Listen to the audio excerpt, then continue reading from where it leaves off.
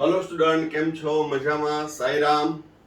હવે 12મા ધોરણની અંદર ચેપ્ટર નંબર 7 પી વિભાગના તત્વોમાં આપણે નાઇટ્રોજનના સંયોજનમાં આપણે એમોનિયાની ચર્ચા કરી અને વિવિધ પ્રકારના નાઇટ્રોજનના ઓક્સાઇડની ચર્ચા કરી. ત્યારબાદ નાઇટ્રોજન તત્વ ધરાવતું અગત્યનું સંયોજન નાઇટ્રિક એસિડની બનાવટ, ગુણધર્મનો ઉપયોગનું આજના વિડીયોમાં ચર્ચા કરવાના છીએ. અને આ question most IMP for all type of question છે, એટલે કે બોર્ડમાં પૂછાઈ શકે, ગુસ્સેટમાં પૂછાઈ શકે, તેમજ પ્રક્રિયા સમીકરણ છે, રાસાયણિક ગુણધર્મો છે, એ કોમ્પિટિટિવ એક્ઝામ જેડબલઈ નીટ લેવલમાં પણ એ ક્વેશ્ચન પૂછાયેલા છે અને પૂછાઈ શકે. તો ચાલો શરૂ કરીએ. નાઇટ્રિક એસિડની બનાવટ, ગુણધર્મો ને ઉપયોગ. તો નાઇટ્રિક એસિડની બનાવટ તો પ્રયોગશાળામાં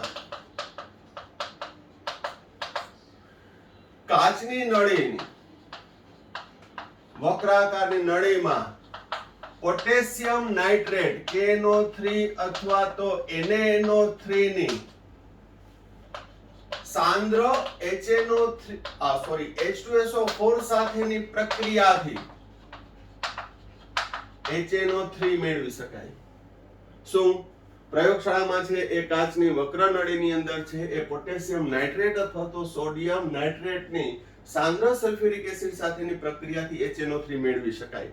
અહીં H2SO4 નો રાસાયણિક ગુણધર્મ જે આપણે સમૂહ નંબર 16 માં ભણશું ત્યારે પણ આવશે કે નીચી બાષ્પશીલતા ધરાવતા એસિડની બનાવટ છે એ એના અનુવર્તી ક્ષારમાંથી મેળવી શકાય. એના માટે સલ્ફ્યુરિક એસિડનો ઉપયોગ થાય. એટલે અહીંયા ડબલ કામ આવશે. H2SO4 ના રાસાયણિક ગુણધર્મોમાં પણ આવશે કે નહીં, KNO3 અથવા NaNO3 કોઈ પણ લઈ શકો. જેમ કે આપણે ટેક્સ્ટ બુકમાં લીધું છે NaNO3 H2SO4 સાથે, પણ H2SO4 ને હું આમ લખું છું H plus HSO4 minus 1, Na plus 1, NO3 minus 1. તો HNO3 વત્તા સોડિયમ બાયસલ્ફેટ. જો 2 મોલ લ્યો તમે NaNO3, 1 મોલ H2SO4, તો અહીં Na2SO4, Na2SO4, 2 મોલ HNO3. જો પોટેશિયમ નાઇટ્રેટ લ્યો H2SO4 સાથે પ્રક્રિયા, 2 મોલ HNO3 વત્તા K2SO4. તો આ રીતે જે પ્રયોગશાળામાં છે અહીં સલ્ફ્યુરિક એસિડની નીચી બાષ્પશીલતાને લીધે છે એ ઊંચી બાષ્પશીલતા ધરાવતા એસિડ જેવા કે HNO3 એના અનુવર્તી ક્ષારમાંથી મેળવી શકાય છે.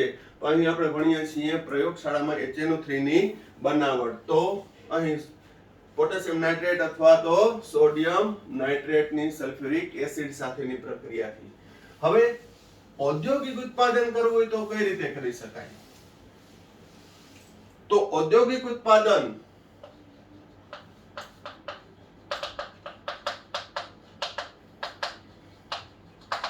ઓસ્વાલ્ડની પદ્ધતિ દ્વારા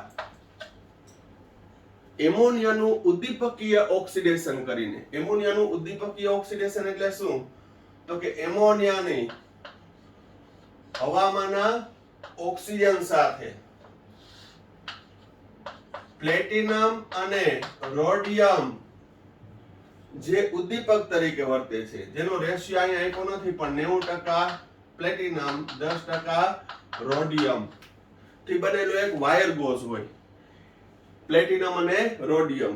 એ ઉદ્દીપકની હાજરીમાં 500 કેલ્વિન તાપમાને અને 9 બાર દબાણે ગરમ કરવામાં આવે તો એમોનિયાનું ઓક્સિડેશન થઈ નાઇટ્રિક ઓક્સાઇડ અને પાણી બને છે. આ એમોનિયાના ઉત્પાદનમાં ઉપયોગમાં પણ આવી ગયું હતું કે એમોનિયાનો ઉપયોગ શું? તો કે નાઇટ્રિક એસિડની બનાવટ. તો એમોનિયાનું હવાની હાજરીમાં ઉદ્દીપકીય ઓક્સિડેશન કરતા નાઇટ્રિક ઓક્સાઇડ અને H2O બને. આ રેડોક્સ પ્રક્રિયા છે. જોજો અહીં એમોનિયામાં નાઇટ્રોજનનું ઓક્સિડેશન -3 માંથી +2, -3 માંથી +2, ઓક્સિજનનો 0 માંથી -2. અહીં ઓક્સિજન છે એ બંનેમાં રિડક્શન પામી NO બનાવે, રિડક્શન પામી H2O બનાવે. તો અહીં ઓક્સિડેશન આંકમાં 5 નો ઓક્સિડેશન આંકમાં 5 નો વધારો નાઇટ્રોજનના અને ઓક્સિજનના ઓક્સિડેશન આંકમાં 4 નો ઘટાડો 4 નો ઘટાડો. તો અહીં બરાબર ધ્યાન રાખજો 5 વાળાને 4 વડે ગુણવાનું 4 વાળાને 5 વડે 5 વાળાને 4 વડે અને 4 વાળાને 5 વડે. તો હવે અહીં તો ઓક્સિજન ને જે 5 દુ 10 થઈ ગયા, અહીંયા 4 ને 6 10, તો 4/5. હવે ફરી પાછું અહીં 5 વાળાને 4 વડે ગુણ્યું અને 4 વાળાને 5 વડે ગુણ્યું. તો મેં અહીંયા જ 5 વડે ગુણ્યું હતું, અહીંયા નતું ગુણ્યું. કેમ? તો કે અહીં જો 4 તો આવી ગયા, ઓક્સિજન કેટલા આવી ગયા 4, તો ઘટ્યા કેટલા? તો કે 6. તો 6 ને 4 10, એટલે કુલ 5 દુ 10 ઓક્સિજન પરમાણુ રિડક્શન પામે, પણ 4 છે એનો સ્વરૂપે, 6 છે H2O સ્વરૂપે. બરોબર. ત્યારબાદ બીજું સ્ટેપ, ઉત્પન્ન થયેલો નાઇટ્રિક ઓક્સાઇડ હવામાંના ઓક્સિજન દ્વારા ફરી પાછો ઓક્સિડેશન પામી NO2 બનાવે છે. અહીં સંતુલનમાં 2, અહીં 2. તો નાઇટ્રિક ઓક્સાઇડ એ ઓક્સિજન સાથે ઓક્સિડેશન પામી NO2 બનાવે અને આ NO2 ની પાણી સાથે પ્રક્રિયા કરવામાં આવે તો NO2 છે એનું વિષમીકરણ પ્રક્રિયા થઈ ઓક્સિડેશન થી નાઇટ્રિક એસિડ, રિડક્શન થી નાઇટ્રિક ઓક્સાઇડ બને છે. તો અહીં પણ રેડોક્સ સમીકરણના આધારે સંતુલન કરું તો +4 માંથી +5, +4 માંથી +2,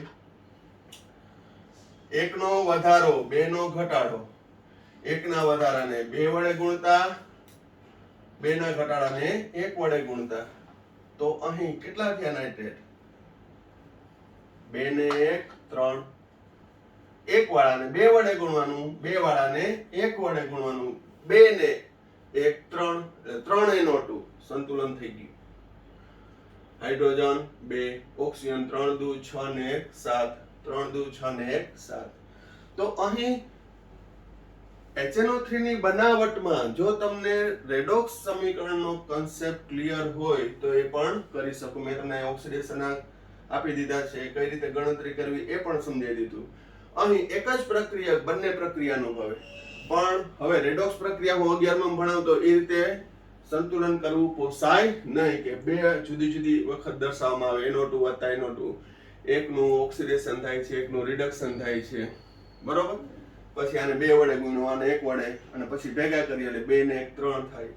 એવો હવે સમય હોય નહીં. 12th માં આવી ગયા છે, રેડોક્સ સારી રીતે ભણી ગયા છો. તો આ રીતે તો રેડોક્સ ના આધારે સંતુલન કરશો ને તો તમારે એકેય સહગુણક ગોખવા નહીં પડે. ફક્ત કે ભાઈ એમોનિયાનું ઓક્સિજનની હાજરીમાં ઓક્સિડેશન થી NO વત્તા H2O, NO again oxidise NO2, NO2 નું ફરી પાછું પાણીની હાજરીમાં જળ વિભાજન થઈ ઓક્સિડેશન રિડક્શન પ્રક્રિયા દ્વારા નાઇટ્રિક એસિડ અને NO બને. ઉત્પન્ન થયેલો NO એ ફરી પાછો રિસાયકલ કરવાનો. હવે આપણે એમોનિયાની જરૂર નથી, NO ઉત્પન્ન થયા કરશે. એ NO ઉત્પન્ન થાય એ ફરી પાછો રિસાયકલ દ્વારા આ સ્ટેપમાં બીજા સ્ટેપમાં કામ આવે NO માંથી NO2. તો આ કહેવાય છે ઓસ્વાલ્ડની પદ્ધતિ દ્વારા એમોનિયાનું ઉદ્દીપકીય ઓક્સિડેશન થી નાઇટ્રિક એસિડની બનાવટ. અહીં નાઇટ્રિક એસિડની બનાવટમાં નિસ્યંદન કરી દળથી 59% સાંદ્રતા ધરાવતો HNO3 મેળવી શકાય. દળથી એટલે વેટ બાય વેટ. અને જો તેની સાંદ્ર સલ્ફ્યુરિક એસિડ સાથે પ્રક્રિયા કરતા વધારાનું પાણી એટલે કે નિર્જલીકરણ થઈ અને દળથી 98% સાંદ્રતા ધરાવતો HNO3 મેળવી શકાય છે. આ પદ્ધતિ દ્વારા શું તો કે હવે આ નાઇટ્રિક એસિડ ઉત્પન્ન થયો જેનું નિસ્યંદન કરતા દળથી 68% HNO3 અને જો એમાં સાંદ્ર સલ્ફ્યુરિક એસિડ ઉમેરી નિર્જલીકરણ કરવામાં આવે, વધારાનું પાણી દૂર કરો તો સાંદ્રતા 68 થી વધીને 98% દળથી થઈ શકે છે. તો તો ખાલી 2 માર્કમાં HNO3 નું ઔદ્યોગિક ઉત્પાદન બોર્ડમાં પૂછાઈ શકે. તો પેલા વ્યવસ્થિત રીતે જોઈ લ્યો.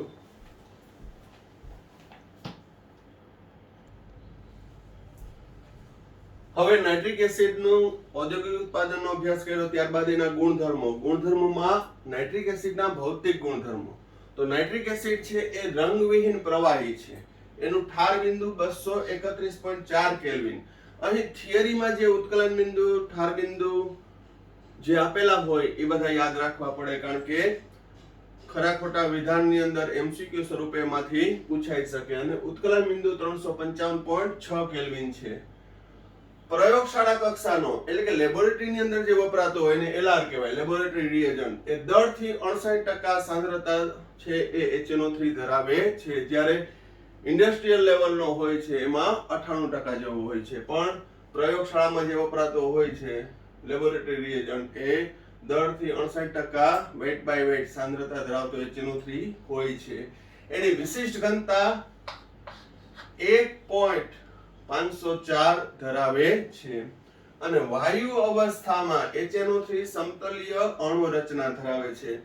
આ રીતનું એનું બંધારણ છે HNO3. હવે એનું લુઈસ બંધારણ જોઈએ. અહીં નાઇટ્રોજનની બાહ્યતમ કક્ષામાં 5 ઇલેક્ટ્રોન હોય. Oxygen, oxygen, oxygen. એક ઓક્સિજન સાથે એક ઇલેક્ટ્રોનની ભાગીદારી, બીજા ઓક્સિજન સાથે બે ઇલેક્ટ્રોનની ભાગીદારી,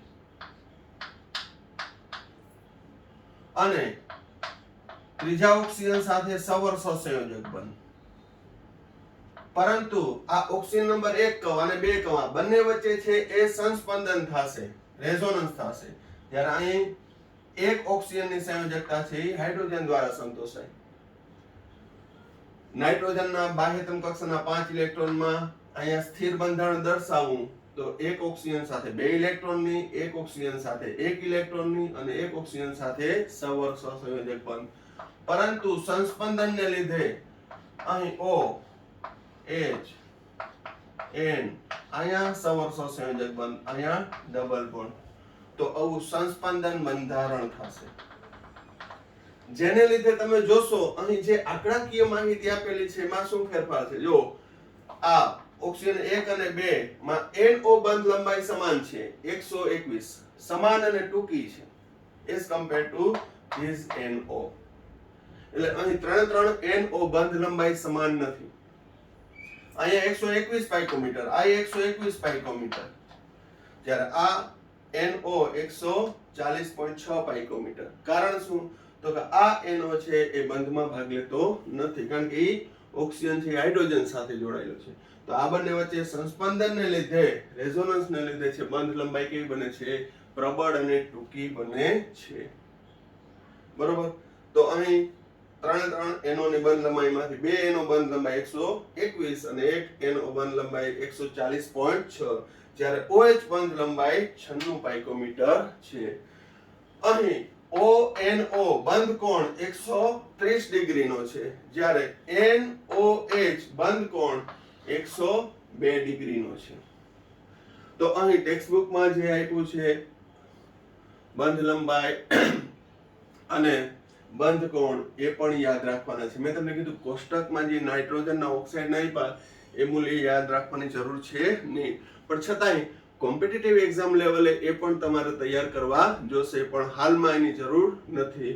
પણ આ આંકડાકીય માહિતી છે એ વ્યવસ્થિત રીતે જોઈ લેજો. મેં તમને કીધું કે આ ચેપ્ટરની અંદર હું મુદ્દાઓ સરળતાથી સમજૂતી કઈ રીતે યાદ રાખવું એ બધાનો પ્રયત્ન કરીશ, પણ છતાંય તમે દરેક મુદ્દો છે એ તૈયાર કરી અને મોઢે લખવાનો પ્રયત્ન કરજો, જેથી તમને એ કાયમી યાદ રહી જાય. બરોબર. તો એના ભૌતિક ગુણધર્મો પણ 2 માર્કમાં પૂછાઈ શકે. હવે નેક્સ્ટ રાસાયણિક ગુણધર્મોની ચર્ચા કરીએ, પણ પહેલા જોઈ લ્યો.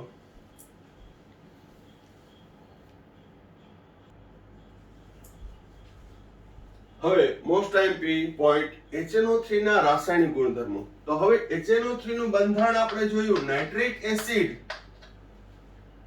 માં H+ અને NO3 -1 હોય, એટલે કે HNO3 છે એને પાણીમાં ઓગાળતા સંપૂર્ણ વિયોજન થઈ H3O+ અને NO3 -1 બને છે. માટે HNO3 છે પ્રબળ એસિડ છે.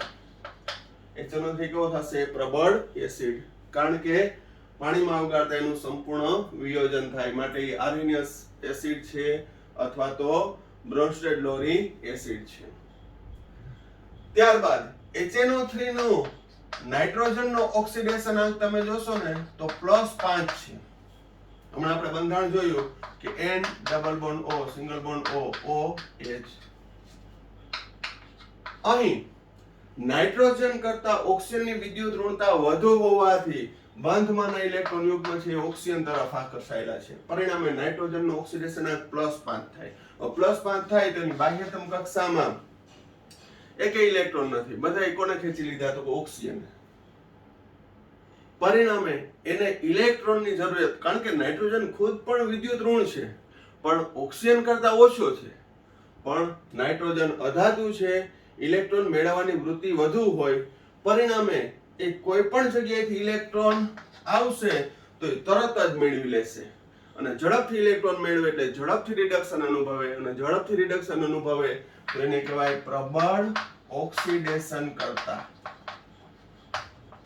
તો એને શું કહેવાય? પ્રબળ ઓક્સિડેશન કરતા. તો HNO3 છે એ પ્રબળ ઓક્સિડેશન કરતા તરીકે વર્તે છે. તો એમ સમજો ને કે એ HNO3 છે એ કેનું કેનું ઓક્સિડેશન કરી શકે? તો કે ગોલ્ડ અને પ્લેટિનમ સિવાય, ગોલ્ડ અને પ્લેટિનમ સિવાયની મોટા ભાગની ધાતુઓનું ઓક્સિડેશન કરી શકે છે. ઓક્સિડેશન કરતા છે એટલે કેનું? તો કે ગોલ્ડ અને પ્લેટિનમ સિવાય, કારણ કે નિષ્ક્રિય છે. આ ઉપરાંત ક્રોમિયમ એલ્યુમિનિયમ નું ઓક્સિડેશન કરી શકતું નથી. શા માટે? તો ગોલ્ડ અને પ્લેટિનમ તો નિષ્ક્રિય ધાતુ છે એટલે સમજ્યા કે એનું ઓક્સિડેશન નહીં કરે. ક્રોમિયમ અને એલ્યુમિનિયમ નું શા માટે? તો કે ક્રોમિયમની સપાટી ઉપર છે ક્રોમિયમ ટ્રાયોક્સાઇડ અને એલ્યુમિનિયમની સપાટી ઉપર એલ્યુમિનિયમ ઓક્સાઇડ નું સ્તર લાગેલું હોય છે. જ્યારે HNO3 સાથે પ્રક્રિયા કરો તો એના ઉપર આવું સ્તર જામી જાય. પરિણામે અંદરના ક્રોમિયમ અને એલ્યુમિનિયમ છે એ મુક્ત અવસ્થામાં નથી, પ્રોટેક્ટેડ છે. આના ઉપર સખત કવચ લાગેલું હોય છે. કેનું? Protected layer. એલ્યુમિનિયમ ઓક્સાઇડ અને ક્રોમિયમ ટ્રાયોક્સાઇડ. માટે HNO3 એલ્યુમિનિયમ નું ઓક્સિડેશન કે ક્રોમિયમ નું ઓક્સિડેશન કરી શકતું નથી. એ સિવાય કોઈ પણ ધાતુ, ઇવન અધાતુનું પણ ઓક્સિડેશન કરશે. એનો આધાર નાઇટ્રિક એસિડની સાંદ્રતા ઉપર રહેલો હોય છે, સામે ઓક્સિડેશન પામનાર પદાર્થ કોણ છે એના ઉપર રહેલો હોય છે અને તાપમાન ઉપર રહેલો હોય છે. તો આ થયા રાસાયણિક ગુણધર્મો. હવે ઉદાહરણ જોઈએ કે કયા તત્વોનું ઓક્સિડેશન કરીને શું બનાવશે એની ચર્ચા કરીએ. પહેલા આ વ્યવસ્થિત આ MCQ ટાઈપના પ્રશ્નમાં કામ આવશે તો એ ખાસ નોંધ લેજો.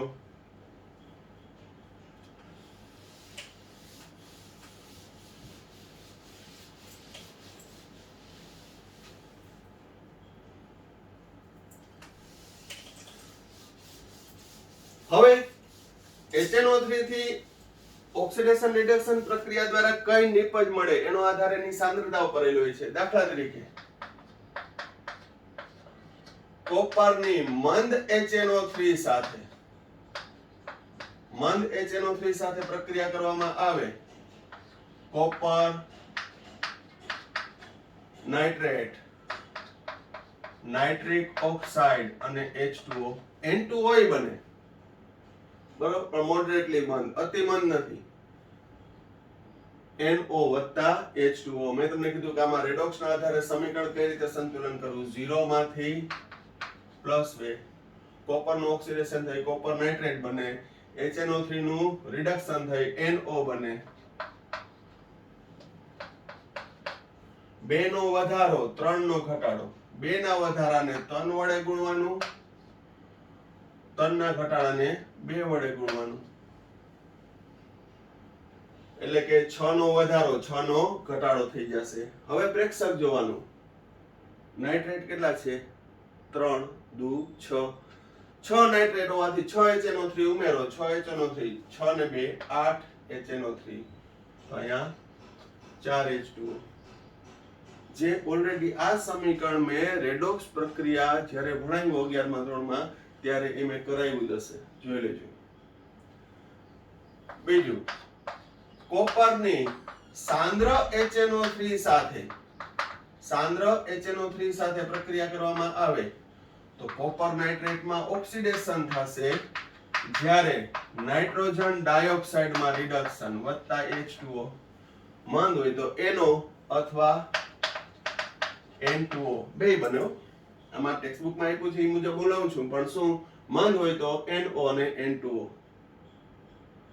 અતિ મંદ હોય તો N2O, થોડુંક મોડરેટલી મંદ હોય તો NO, સાંદ્ર હોય તો NO2. સાંદ્ર હોય તો NO2 જ બનશે. 0 માંથી +2, +5 માંથી +4, 2 નો વધારો 1 નો ઘટાડો, 1 વાળાને 2 વડે ગુણો, 2 વાળાને 1 વડે.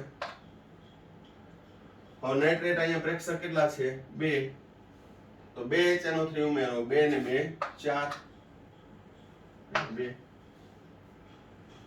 ત્રીજું, ઝિંકની HNO3 સાથે પણ એ મંદ લાવું તો કોપર નાઇટ્રેટ અને નાઇટ્રસ ઓક્સાઇડ બનશે. અહીંયા નાઇટ્રિક ઓક્સાઇડ બને, અહીંયા નાઇટ્રસ ઓક્સાઇડ વત્તા H2O.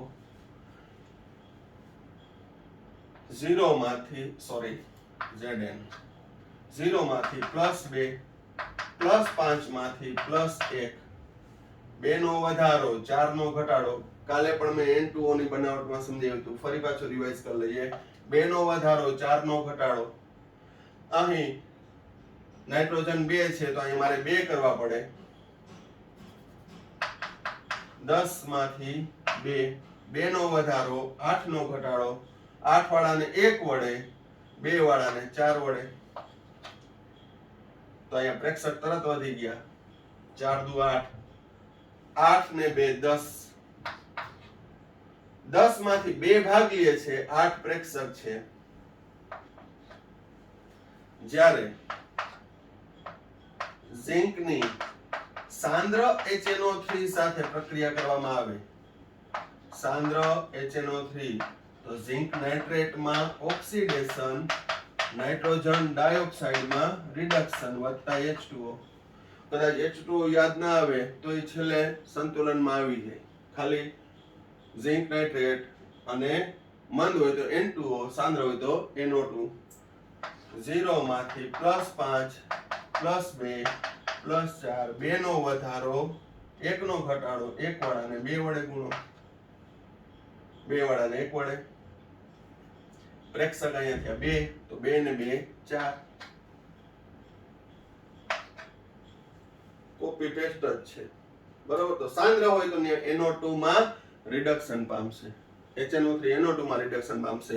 મંદ હોય તો N2O અથવા તો NO. એનો આધાર કયો ઓક્સિડેશન પામનાર પદાર્થ છે એના ઉપર આધાર રાખે છે અને તેની સાંદ્રતા ઉપર આધાર રાખે છે. તો અહીં કોપર અને ઝિંક સાથે મંદ અને સાંદ્ર HNO3 ની પ્રક્રિયાથી રિડક્શન પામી NO, N2O અને સાંદ્ર સાથે NO2 બનાવે છે. પહેલા આટલું જોઈ લ્યો, પછી અધાતુ સાથેની પ્રક્રિયા જોઈએ.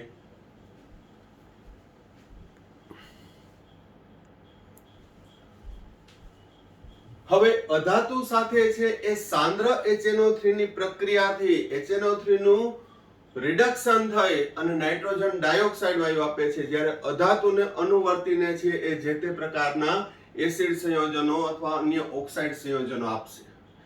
જેમ કે આપણે એક્ઝામ્પલ જ લઈ લઈએ. આયોડિનની સાંદ્ર HNO3 સાથે પ્રક્રિયા કરવામાં આવે, આ બધામાં સાંદ્ર સાથે જ આવશે, મંદમાં નહીં થાય.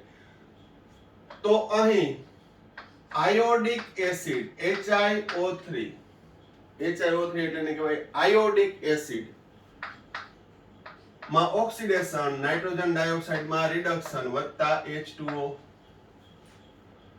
હવે આયોડિન અહીંયા 2 છે, 0 માંથી +5, નાઇટ્રોજન +5 માંથી +4, 5 નો વધારો, 1 નો ઘટાડો. આયોડિન અહીંયા 2 છે, અહીંયા 1 છે, તો અહીં મારે 2 કરવા પડે, પ્રક્રિયામાં ભાગી લે છે, તો એનો ઓક્સિડેશન આંક +10, ઓક્સિડેશન આંકમાં થતો ફેરફાર +10 નો, 10 નો વધારો, 1 નો ઘટાડો, 1 વાળાને 10 વડે ગુણવાનું, 10 વાળાને 1 વડે, તો અહીં ઓક્સિડેશન આંક સમાન થઈ ગયો. હવે હાઇડ્રોજન ગણો, 10 છે, અહીંયા 2, 2 ને 4 દુ 8, 4 દુ 8. ઓક્સિજન છે સંતુલન થઈ ગયા, 10 તેરી 30, 3 દુ 6, 6 ને 20 26, 26 ને 4. પણ યાદ રાખવાનું, આયોડિનની સાંદ્ર HNO3 સાથેની પ્રક્રિયાથી આયોડિક એસિડ જ્યારે અધાતુ તત્વ કાર્બન સાથે HNO3 ની પ્રક્રિયાથી કાર્બન ડાયોક્સાઇડમાં ઓક્સિડેશન, નાઇટ્રોજન ડાયોક્સાઇડમાં રિડક્શન અને H2O. અહીં કાર્બોનિક એસિડ નહીં બનાવે, કારણ કે કાર્બોનિક એસિડ સ્થાયી નથી, નહીતર બનાવે H2CO3, પણ H2CO3 વિઘટન પામી CO2 ને H2O બને. ઓક્સિડેશન અંક 0 માંથી +4, નાઇટ્રોજન +5 માંથી +4, 4 નો વધારો, 1 નો ઘટાડો, 1 વાળાને 4 વડે ગુણવાનું, 4 વાળાને 1 વડે, 1 વાળાને 4 વડે. હાઇડ્રોજન 2. તો આ રીતે છે એ તમે રેડોક્સ પ્રક્રિયાનો કન્સેપ્ટ ક્લિયર હોય તો તમે ઈઝીલી સંતુલન કરી શકો. પ્લસ આખું સમીકરણ લખવામાં રાસાયણિક ગુણધર્મો ધારો કે 3 માર્કમાં પૂછાય તો ઈઝીલી તમે લખી શકો, જો તમે ટ્રીક થી છે એ સમજેલું હોય તો. ત્રીજું, રોમ્બિક સલ્ફર S8 ની HNO3 સાથે પ્રક્રિયા કરવામાં આવે તો અનુવર્તી એસિડ સલ્ફ્યુરિક એસિડ માં ઓક્સિડેશન, સલ્ફ્યુરિક એસિડ માં ઓક્સિડેશન, નાઇટ્રોજન ડાયોક્સાઇડ માં રિડક્શન. મેં તમને કીધું કે સાંદ્ર HNO3 હોય તો NO2 જ મળશે. સલ્ફર અહીંયા 8 છે તો 8 કરું. હવે કુલ ઓક્સિડેશન 0 માંથી 1 નો 6, 8 6 48, +5 માંથી +4, 48 નો વધારો, 1 નો ઘટાડો, 1 વાળાને 48 વડે ગુણવાનું, 48 ને 1 વડે. હવે હાઇડ્રોજન અહીંયા 48 છે, 8 દુ 16, અહીંયા 48 છે, 8 દુ 16 અને 16 દુ 32, 32 ને 16 48. ઓક્સિજન પણ આપમેળે થઈ જશે. સલ્ફ્યુરિક એસિડ P4 ફોસ્ફરસની HNO3 સાથે પ્રક્રિયા કરવામાં આવે તો H3PO4 ફોસ્ફોરિક એસિડ માં ઓક્સિડેશન, નાઇટ્રોજન ડાયોક્સાઇડ માં રિડક્શન, H2O. અહીં ફોસ્ફરસ પહેલેથી 4 કરી નાખું.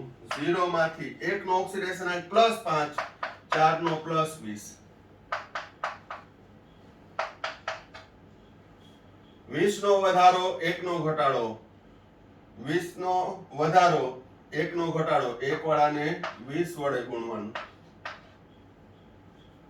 20 નો વધારો, 20 નો ઘટાડો. હાઇડ્રોજન 20 છે, 4 તેરી 12 અને 4 દુ 8, 8 ને 12 20. પણ જ્યારે રેડોક્સ પ્રક્રિયા, એકને એક વાત કરું છું કે રેડોક્સ પ્રક્રિયા વ્યવસ્થિત રીતે કરી હોય તો આ તમને બધું ઈઝી આવડે. 11મા ધોરણની અંદર રેડોક્સ પ્રક્રિયા તમે સારી રીતે ભણ્યા હોય, બરોબર, એટલે વાંધો આવે નહીં.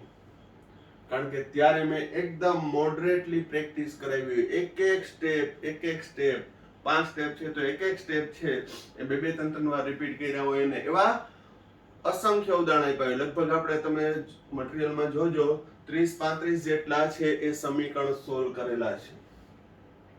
તો એનો બેનિફિટ હવે મને આ સમીકરણમાં મળવો જોઈએ. જો આ ના ખ્યાલ આવે તો પ્યોર ગોખવું પડે ને ગોખે આ ચેપ્ટર ભેગું થશે નહીં, એ મારી ગેરંટી છે. એટલે વ્યવસ્થિત ડે ટુ ડે નું વર્ક કરવાનું, બે વાર રિવિઝન કરવાનું. એવું જરૂર નથી કે એક જ વખતમાં આવડી જાય. ઘણાને એક વખતમાં આવડી જાય, ઘણાને બે વખત કરવું પડે. એ પછી દરેકની કેપેસિટી જુદી જુદી હોય. બરોબર? તો આ વ્યવસ્થિત રીતે જોઈ લેજો. હજી છેલ્લો પોઈન્ટ જે રાસાયણિક ગુણધર્મ કે HNO3 નાઇટ્રેટ આયન ધરાવતો હોવાથી તે વીટી કસોટી આપે છે. કથ્થાઈ વલય અથવા રિંગ વીટી કસોટી. તો એ વીટી કસોટી પેલા સમજાવું, પેલા વ્યવસ્થિત રીતે જોઈ લ્યો. વીટી કસોટી શું છે? એમાં પણ છે એ સંકીર્ણ સંયોજનનો કન્સેપ્ટ રહેલો છે. અને એ વીટી કસોટીનું એનિમેશન જો વ્યવસ્થિત મને મળી જાય તો એ પણ હું તમને મોકલીશ. પણ પેલા જોઈ અને સંતુલન સાથે છે એ લખી નાખજો. જોઈ લ્યો વ્યવસ્થિત.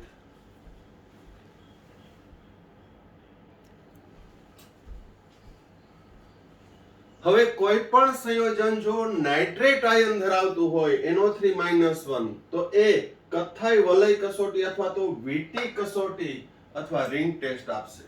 તો HNO3 છે એ નાઇટ્રેટ આયન ધરાવે છે તો એ પણ રિંગ કસોટી આપશે.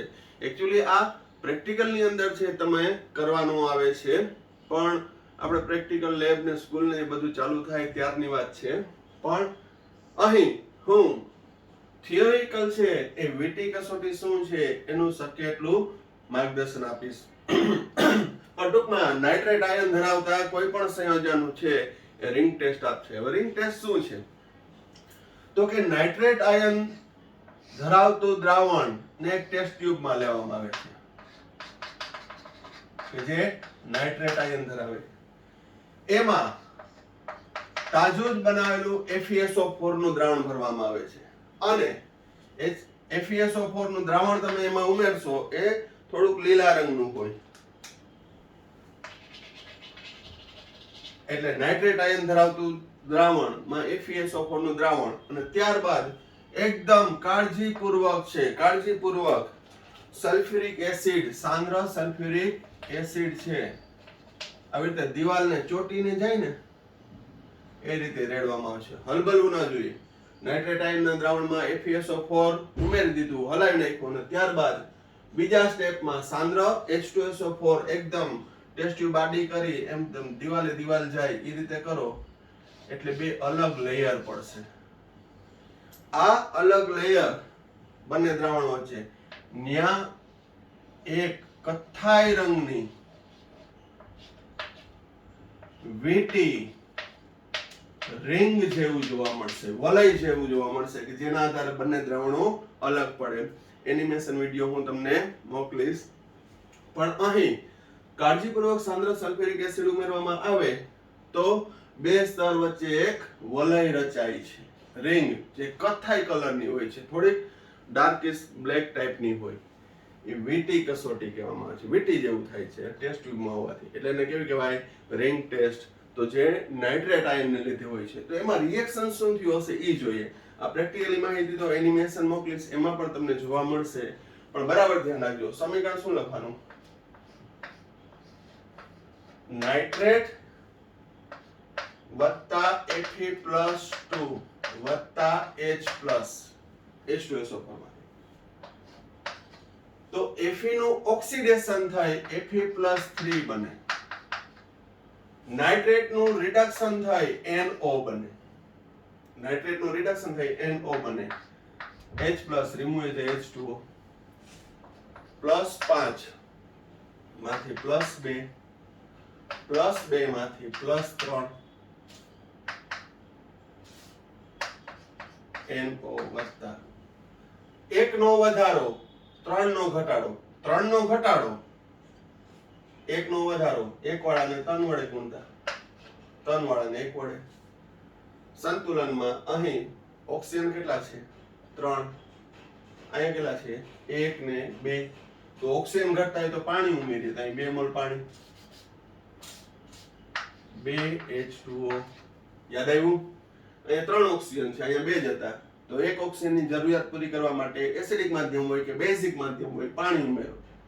એક તો હતું, કેટલા ઉમેર્યા? 1 ઉમેર્યું એટલે 2 H2O. હાઇડ્રોજન 4, હાઇડ્રોજન કેટલા થયા 4. તો નાઇટ્રેટ નું રિડક્શન થાય અને નાઇટ્રિક ઓક્સાઇડ બને, પણ નાઇટ્રિક ઓક્સાઇડ કેટલો બને જેનો આધાર Fe+2 ની પ્રબળતા ઉપર રહેલો હોય છે. હવે બરાબર ધ્યાન રાખજો, અહીંયાથી ખાસ સૂચના. હવે Fe+2 નું જલીય દ્રાવણમાં એ એક્વા સંકીર્ણ બનાવે છે. FeH2O6+2 આને કહેવાય હેક્ઝા એક્વા આયન 2 આયન. આ આયર્ન છે. Hexa aqua ion 2 ion. બરાબર ધ્યાન રાખજો, +3 નહીં આવે. Fe+2 નું જલીય દ્રાવણ છે એમાં કયો સંકીર્ણ બને છે?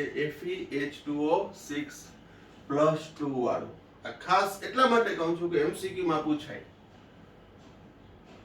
તો ઈ લીલા રંગનું દ્રાવણ છે. હવે આ પહેલું સમીકરણ ટેક્સ્ટ બુક મુજબ, આ બીજું સમીકરણ FeH2O6+2 આ સંકીર્ણ આયનમાં ધાતુ આયન Fe સાથે 6 લિગેન્ડ જોડાયેલા છે. H2O લિગેન્ડ તરીકે વર્તે છે. લિગેન્ડ શું કરે છે? ધાતુ આયન સાથે સવર સહસંયોજક બંધથી જોડાય.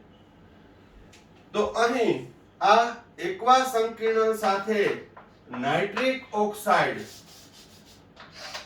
કયો નાઇટ્રિક ઓક્સાઇડ ઉત્પન્ન થયેલો નાઇટ્રિક ઓક્સાઇડ એ પણ લિગેન્ડ તરીકે વર્તે છે. કેના તરીકે વર્તે છે? લિગેન્ડ તરીકે વર્તે છે. ઈ આપણે 9મું ચેપ્ટર ભણશું ત્યારે આવશે અને ત્યારે પણ ફરી પાછું આ કન્સેપ્ટ સમજાવીશ. તો અહીં 6 લિગેન્ડ એટલે Fe નો સવર ક્યાંક 6 છે, પણ 6 માંથી એક્સચેન્જ થશે. નાઇટ્રેટ છે એ દાખલ થશે કારણ કે એ પણ લિગેન્ડ તરીકે વર્તે છે. એક પાણીના અણુને દૂર કરશે. FeH2O5 અને એક પાણીના અણુની જગ્યાએ કોણ આવી જશે? NO લિગેન્ડ વત્તા H2O. Penta aqua nitroso iron 2 ion. જે કથ્થાઈ રંગનો વીટી અથવા રિંગ સ્વરૂપે બને છે. તો આ વીટી છે એ શું છે? સંકીર્ણ સંયોજન.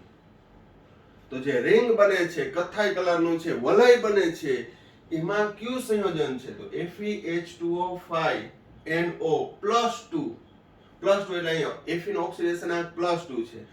કોઈ અહીંયા +3 કરી નાખે ગણાય. એ તો વાર્તા પૂરી થઈ ગઈ. નાઇટ્રેટ છે એનું રિડક્શન પામી NO બન્યું. આ NO ઈ FeSO4 જે એક્વા સંકીર્ણ બનાવ્યું FeSO4, અહીંયા SO4 મેં નથી લખ્યું, બે બાજુ લખી શકો તમે. તો FeSO4 ની પાણી સાથેની પ્રક્રિયાથી હેક્ઝા એક્વા આયન બને છે.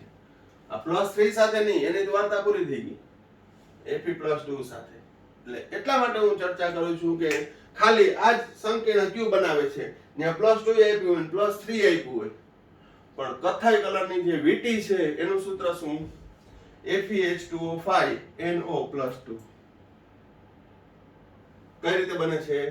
તો કે Fe+2 6 પાણીના અણુ સાથે સવર સહસંયોજક બંધથી જોડાય. આ બધી ડિટેલ ચર્ચા પણ હું હવે નેક્સ્ટ વિડિયોમાં કરીશ. આ કઈ રીતે, ખાલી નોલેજ માટે, બરોબર. પણ અહીં હેક્ઝા એક્વા આયન 2 આયન જે છે એ લીલા રંગનું છે. નાઇટ્રિક ઓક્સાઇડ જે નાઇટ્રેટના રિડક્શનથી ઉત્પન્ન થયેલો છે, એ નાઇટ્રેટ લિગેન્ડ એક્સચેન્જ કરશે, લિગેન્ડ વિનિમય. પાણીનો એક લિગેન્ડ દૂર થશે અને NO એમાં દાખલ થશે, એટલે આ કથ્થાઈ રંગની વીટી બને છે. બરોબર, કે જે કોઈ પણ નાઇટ્રેટ હોય એની આ પ્રક્રિયા થાય. ટેક્સ્ટ બુક સમીકરણ તમારે કયું લખવાનું? આ 1 અને આ 2. બરાબર. અને જે વધુ એક્સપ્લેનેશન અથવા તો વધુ ક્લેરિફિકેશન છે ચેપ્ટર નંબર 9 સંવર્ગ સંયોજનો ભણશું ત્યારે વધુ ક્લિયર થશે. પણ છતાંય અહીં હું દરેકમાં થોડુંક એડવાન્સ લેવલે મેક્સિમમ તમારો પોઈન્ટ ક્લિયર થાય એ અંગેનો પ્રયત્ન હોય. પણ ઘણીવાર એડવાન્સ લેવલનું કે થોડુંક વધારે કરાવતા હોય તો રિએક્શન પણ આવી જાય, સોજા ચડી જાય, ઇન્ફ્લેમેશન થઈ જાય, બરોબર. પણ દરેકને તમે જો ડેપ્થથી અભ્યાસ કરશો તો વધારે મજા આવશે. પ્લસ જે મારા કોન્ટેક્ટમાં વિદ્યાર્થી નથી પણ એ પણ વિડીયો જોવે છે તો એ લાઈક કરે અને સબસ્ક્રાઇબ કરવાનું બાકી હોય તો સબસ્ક્રાઇબ પણ કરી નાખે, એ ખાસ સૂચના. અને બેલ આઇકન દબાઈ દે જેથી નોટિફિકેશન પણ તમને મળશે ઇન ફ્યુચર, બરાબર. તો આ વિડીયોમાં આપણે અહીંયા સુધી રાખીએ છીએ. ઉપયોગ છે એ નાઇટ્રિક એસિડના હું મૌખિક જોઈ જાઉં કારણ કે તો યાદ જ રાખવાનો હોય. નાઇટ્રિક એસિડનો ઉપયોગ છે ખાસ કરીને એમોનિયમ નાઇટ્રેટ જેવા ખાતરો બનાવવા માટે. આ ઉપરાંત નાઇટ્રોગ્લિસરીન, નાઇટ્રોસેલ્યુલોઝ, ટ્રાઇનાઇટ્રોટોલ્યુઇન જેવા વિસ્ફોટક પદાર્થો બનાવવા માટે પણ છે નાઇટ્રિક એસિડ ઉપયોગી છે. HNO3 છે એ રોકેટ બળતણમાં છે ઓક્સિડેશન કરતા તરીકે ઉપયોગી છે. આ ઉપરાંત ધાતુ કર્મવિધિની અંદર છે એ ઊંચું તાપમાન લઈ જવા માટે પાયરોટેકનિકની અંદર એનો ઉપયોગ થાય છે. સ્ટેનલેસ સ્ટીલની અંદર છે એમાં પણ HNO3 નો ઉપયોગ થાય છે. તો ઉપયોગ છે એ ખાસ કરીને જોઈ લેજો કારણ કે યાદ રાખવાનો છે પણ નેગ્લેક્ટ એકેનું કરવાનું નથી, બરોબર. કારણ કે ઓડ ટાઈપનો ખાસ કરીને બોર્ડ અને ગુસ્સેટમાં તો પૂછી જ નાખે કે જે પૂછાય ના હોય એવાય કે ભાઈ HNO3 નો ઉપયોગ કેમાં નથી થતો, તો આપણે કેમાં થાય છે એ ખ્યાલ હોય તો એ લખી શકાય. તો ઉપયોગ જોઈ જાજો અને આનું એક્સપ્લેનેશન છે હું નેક્સ્ટ વિડીયોમાં આપીશ કે કઈ રીતે કર્યું છે, બરોબર. અહીં આ કેટલું સમજાયું પણ અહીં એકવા સંકીર્ણ કઈ રીતે બન્યો છે એ સંકીર્ણ સંયોજનના સંદર્ભમાં સમજાવીશ કે જેથી તમારે વધુ ક્લિયર થાય. તો આ વિડીયોમાં આપણે અહીંયા સુધી રાખીએ છીએ. Thank you. સાઈરામ.